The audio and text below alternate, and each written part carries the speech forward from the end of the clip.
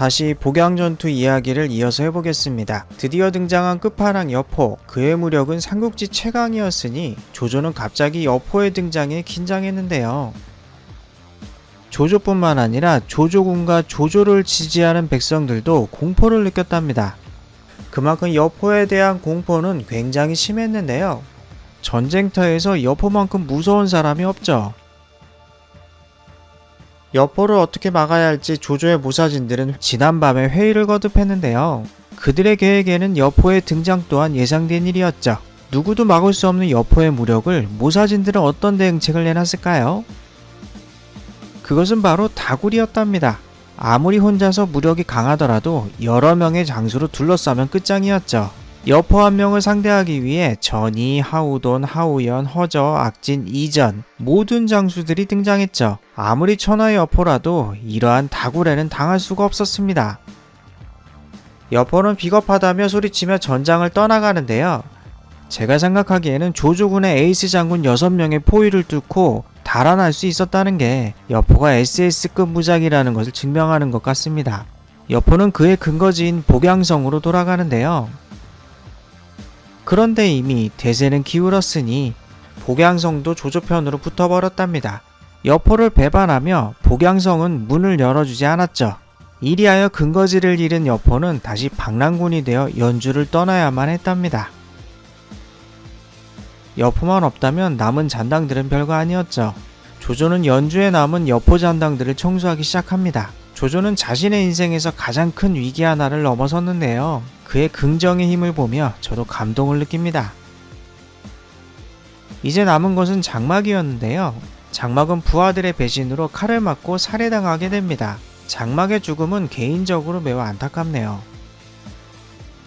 조조의 절친으로서 조조를 지지했으며 협의를 중시하는 그의 훌륭한 인품, 비록 조조를 배반했지만 장막은 많은 것을 조조에게 준 사람이었죠. 과연 조조는 그의 죽음에 눈물을 흘렸을지 궁금합니다. 조조도 사람이니까 슬픔이라는 것은 누구에게나 찾아오니 말이죠. 여튼 다시 이야기로 돌아가겠습니다. 여포는 떠나고 장막은 죽었으니 드디어 조조는 연주의 기반을 되찾는 데 성공합니다. 군주 조조로서는 안심할 수 있는 상황이 된 것이죠. 이번 일화는 순욱, 정욱 등의 활약이 펼쳐졌는데요. 복양전투야말로 삼국지 최강의 무장 여포를 상대로 훌륭한 계책으로 그를 무찌른 일화가 아닌가 싶습니다. 다음 편에는 조조에게 새로운 사건이 펼쳐지는데요.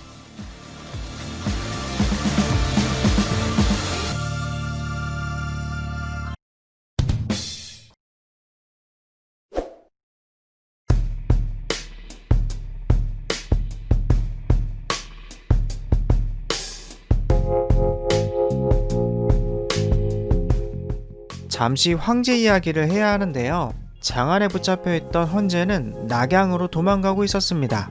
황제가 자신의 궁전을 탈출하다니 의아한 일인데요. 헌제가 낙양을 탈출한 이유를 지금부터 설명드리려 합니다. 동탁이 집권 후에 왕윤의 계략으로 여포가 동탁을 살해하는데요. 그 권력을 잡은 것은 이각과 곽사였답니다. 그들은 동탁을 따라 수도로 들어왔던 무장들이었죠. 그들은 권력을 잡자 사람을 마구 죽이고 약탈하기 시작했는데요. 서량에 있던 가난한 무장들이 화려한 수도의 백성들을 보자 탐욕이 일어나서 눈이 돌아갔나 봅니다. 동탁은 포악하긴 해도 이각과 곽사 정도까지 하지는 않았는데요. 이각과 곽사는 그야말로 막장이었죠. 인구 30만이었던 장안은 그들로 인해 2년 사이에 사람이 모두 죽어서 전멸했다고 합니다. 낙양은 동탁이 작살내고 장안은 이각과 곽사가 작살내니 그야말로 한해 수도권인 관중지역은 작살이 나게 됩니다. 분명히 관중은 한해의 수도일 텐데 삼국지에서 그다지 배경으로 등장하지 않은 이유는 이러한 사건이 있었기 때문이었죠. 초안지 때만 해도 관중을 차지하지 못해서 군웅들이 안달이었는데요.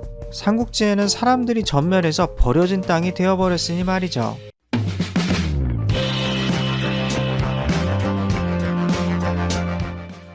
이러한 황제의 탈출 소식에 순욱은 조조에게 급히 헌책을 하는데요.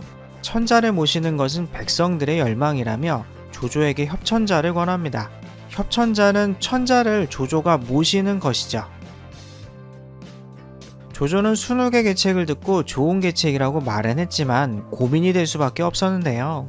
그에게 협천자는 너무나 커다란 모험이었기 때문이었죠. 장점이 굉장히 많지만 무시 못할 단점도 있었죠.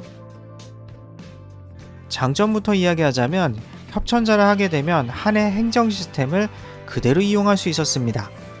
비유하자면 새로운 가게를 열 때 기존 가게 터에서 그 가게 이름을 그대로 사용하면 단골 손님을 그대로 흡수할 수 있죠. 조조가 천자를 모시면 한이라는 나라의 껍데기를 쓸 수 있었죠. 아직 한나라가 망한 것이 아니었기 때문에 많은 관료들은 곧 난세가 끝날 것이라고 믿으며 집에서 학문을 닦고 있는 지식층이 많았죠. 협천자를 한 조조는 그들의 지지를 등에 업을 수 있었답니다.